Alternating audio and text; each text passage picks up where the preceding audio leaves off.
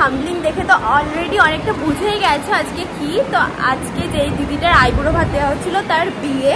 তো আজকে এখন হচ্ছে গায়ে হলুদ। আর আমার কাছে না মাইক বা মানে ফোন স্ট্যান্ড কিছুই নেই, তো সাউন্ডের একটু প্রবলেম হতে পারে, প্লিজ সেটা একটু ম্যানেজ করে নিও। কারণ সেগুলো সব সঞ্জয়ের কাছে রয়েছে, আমি নিয়ে আসতে একদমই ভুলে গেছি। সঞ্জয়েরও আসার কথা ছিল এখন, কিন্তু ওর তো অফিস আছে, তো তাই জন্য এখন আসলো না। ও সন্ধ্যাবেলা আসবে, তো সন্ধ্যাবেলা দেখাবো ওকে। তো এখন দেখতে থাকো কি কি হচ্ছে পুরো ব্লগটা। এই যে আমার বোন দুপুর 2টোর সময় এসে পাখার হাওয়া খাচ্ছে, চুল ওড়াচ্ছে। প্রায় 1:30টা মতো বেজে গেছে, আর একটু আগেই জাস্ট আমরা আসলাম। সাজতে সাজতে তো আমার অলরেডি অনেকটা লেট হয়ে গেছে, মানে অনেক দেরি করে ফেলেছি। আর সকালে কিছুই খাইনি, এখানে যে এসে খাবো সেটাও টাইম হয়নি, মানে এত দেরি করে এসেছি। আর আমি বাড়ি থেকেও কিছু খেয়ে আসিনি, খিদেও পেয়ে গেছে। আর নিচে এখন বৃদ্ধি হচ্ছে, তো নিচে গিয়ে দেখাচ্ছি তোমাদের কি হচ্ছে। আর এই যে পাকা পাকা ছেলেমেয়েগুলো সব না, এটা তো স্লো মোশনে ভিডিও করছে। না, এটা স্লো মোশন না, দেখো কিরকম ভিডিও করতে বানায়। ওরা আমার থেকে দেখে সারাক্ষণ ব্লগ বানায়, কি বলবো। আর যাই হোক, তো চলো নিচে গিয়ে দেখাচ্ছি বৃষ্টি হচ্ছে যে।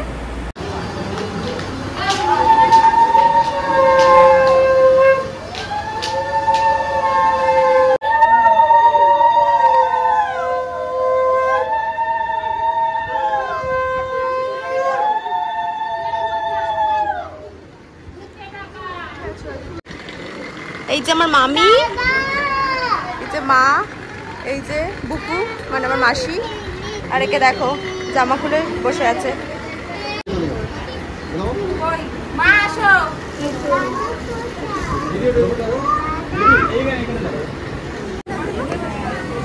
এই যে তোমার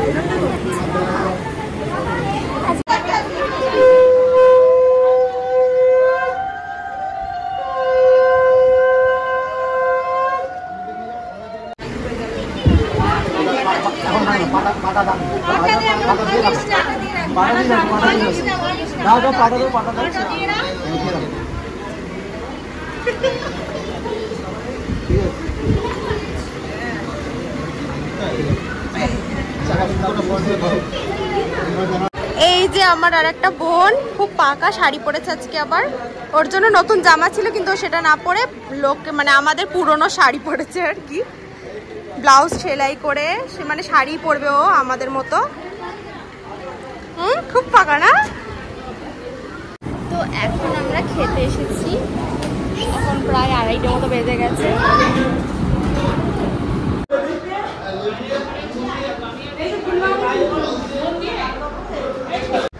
তো এখন দিয়েছে হচ্ছে ভেজ ডাল, লেবু, নুন এইসব।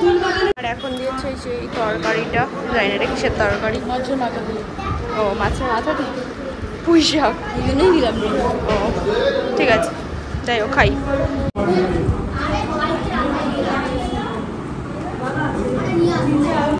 তো এখন দিয়েছে আমাদের মাছ, এর আগে ডাল চচ্চড়ি এইসবই খেলাম, যেমন হয় আর কি বিয়ের দিন সকালবেলা খাওয়া দাওয়া। তো খাই। আজকের দিনটা যেহেতু জামাই ষষ্ঠী ছিল, তাই জন্য দিদা বাড়িতে তো আর কিছু করতে পারিনি, তাই বাবা এখানে খেতে এসেছিলো, দিদাও এসেছিলো। তো এখানেই পরিয়ে দিয়েছে ওই জামাই ষষ্ঠীর যে তাগাটা থাকে ওটা। আর সেই দিন এতটাই গরম ছিল যে আমার বাবা বেশিরভাগ টাইমে হাফ প্যান্ট পরেই ঘোরাঘুরি করছিল বিয়ে বাড়িতে। এই জাস্ট আমরা খেতে উঠলাম, আর এখন বাড়ি যাব। বাড়ি গিয়ে আবার সন্ধ্যাবেলা রেডি হয়ে আসবো। তো সন্ধ্যাবেলা তোমাদের সাথে আবার দেখা হচ্ছে, তো দেখতে থাকো। তো এখন সন্ধ্যা হয়ে গেছে, আমরা দুজনেই রেডি হয়ে চলে এসেছি, সন্ধ্যা চলে এসেছে। তো চলো ভেতরে যাওয়া যাক। চলো যাওয়া যাক। এই জাস্ট আমরা বিয়েবাড়ির ভেতরে ঢুকছি, আর তখন প্রায় 9:10টার মতো বেজে গেছে, মানে এতটা দেরি হয়ে গেছে। আমি সেজেছি, তারপরে মাকে সাজিয়েছি, মাসিদের সাজিয়েছি। তো একটু যেহেতু আমি সাজিয়ে দিয়েছি সবাইকে, তার জন্য অনেকটা লেট হয়ে গেছে বিয়েবাড়ি যেতে যেতে। আর আমি যেহেতু ফার্স্টেই তোমাদের বললাম যে আমার কাছে কিন্তু মাইক বা ফোন স্ট্যান্ড ছিল না, তো ফোন স্ট্যান্ড না থাকলেও হতো, তবে মাইকটা কিন্তু সঞ্জয়ের আনেনি। তাই জন্য ভাবলাম যে ওই ফোনে যদি আমি ভয়েস দিতে যাই, তখন মানে ভয়েস দিয়ে ভিডিও করি, তাহলে কিন্তু সেটা খুবই বাজে হতো, তোমরা কিছু শুনতেও পেতে না, বুঝতেও পারতে না। তার জন্য ভাবলাম যে ভিডিওগুলো করে রাখি, আমি পরে ভয়েস অ্যাড করে দেবো। তো তাই জন্য সেটাই করছি। তো তোমাদেরকে তো আগেই বললাম যে আজকে কিন্তু জামাই ষষ্ঠী ছিল, মানে বিয়ে যেদিন হয়েছিল সেই দিন জামাই ষষ্ঠী ছিল, তার জন্য তো সঞ্জয়কেও আমার দিদা একটা তাগা পরিয়ে দিয়েছিল। তো সঞ্জয় কিন্তু ফার্স্টে বুঝতে পারছিল না যে ওকে কিসের তাগা পরানো হচ্ছে। তো তারপরে ওর মনে পড়েছে যে জামাই ষষ্ঠীর জন্য। তারপরে মিষ্টি খাইয়ে দিল। আর হচ্ছে আমার ভাইকে এখানে চলে এসেছে মিষ্টি খেতে। তো মিষ্টিটাকে বলছিল নাকি সুশির মতো দেখতে। তো ওকে আমি বললাম যে বিয়েবাড়িতে এত মিষ্টি হয়েছে, তুই কেন এখান থেকে খাবি? বললো যে না এইটাই খাবে। যাই হোক খেয়েছে। তারপরে আমরা যেহেতু অনেকটা লেটে গেছি, গিয়েই ফার্স্টে স্টার্টার খেয়ে নিয়েছি। স্টার্টার ওই চিকেন পকোড়া খাচ্ছিলাম। আর এই যে আমার মামা, আর এই ভাইটা হচ্ছে আমার সব থেকে ছোট্ট ভাই, মানে আমার মেজমাসির ছেলে, ওই সব থেকে ছোটো। ও কিন্তু যে পাঞ্জাবি পরেছিল, তো ওকে কিন্তু খুব কিউট লাগছিল। তোমরা বলো কেমন লাগছিল ওকে। আর এই যে নতুন বউ তো সবার সাথে ফটো তুলছে, যদিও তখনও বিয়ে হয়নি, আর কি হবে। এই যে আমার ছোটো মাসি, দাদু, আমার বোন। তারপরে তো সঞ্জয় পিড়ে ধরেছিল এখানে। ও তো যে কোনো বিয়ে বাড়িতে গেলেই পিড়ে ধরতে হয় ওকে, আর কি মানে কোনো না কোনো কারণে ঠিক পিড়েটা ওকে ধরতে হয়। তো ভালো। এই যে এখানে বিয়ে হচ্ছে, তো যে যে নিয়মগুলো থাকে বিয়েতে সেগুলোই করা হচ্ছে। আর বিয়ের লগ্ন 10টা থেকে ছিল, কিন্তু একটু লেট হয়েছে, তো 10:30 থেকে শুরু হয়েছে। আর যেহেতু বিয়ের এই জিনিসগুলো হতে হতে অনেকটা টাইম লেগে গেছে, তো আমি কিন্তু পুরো বিয়েটা দেখতে পাইনি। কারণ হচ্ছে সঞ্জয় বলছিল যে ওকে বাড়ি যেতে হবে, কারণ ওর পরের দিন কাজ আছে।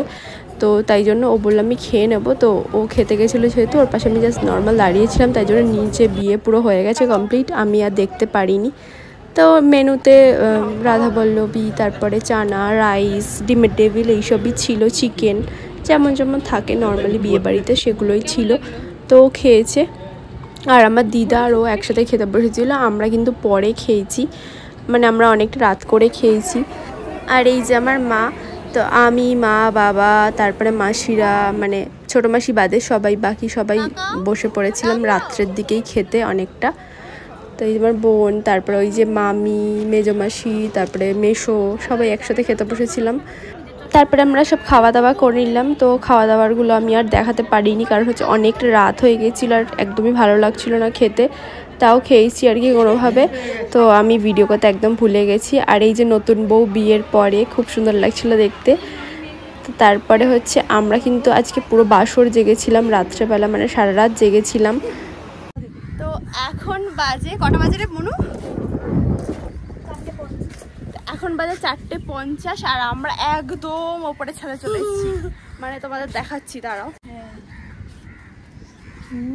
খুব হাওয়া দিচ্ছে এখানে। Hi friend, hi friend. সারা রাত ধরে তো জেগে খুব ঘুম পাচ্ছিল, লাস্টে এখানে আসলাম। তো পূজা দিয়ে গেলে তারপরে আমরা বাড়ি যাব, তো দেখতে থাকো। ভেবেছিলাম পূজা দি যতক্ষণ না শ্বশুরবাড়ি যাচ্ছে ততক্ষণ ভিডিওটা কন্টিনিউ করবো, কিন্তু সারা রাত জেগে আর ভালো লাগছিল না, তার জন্য আর করতে পারিনি। তো ভিডিওটা এখানেই এন্ড করছি, বাই।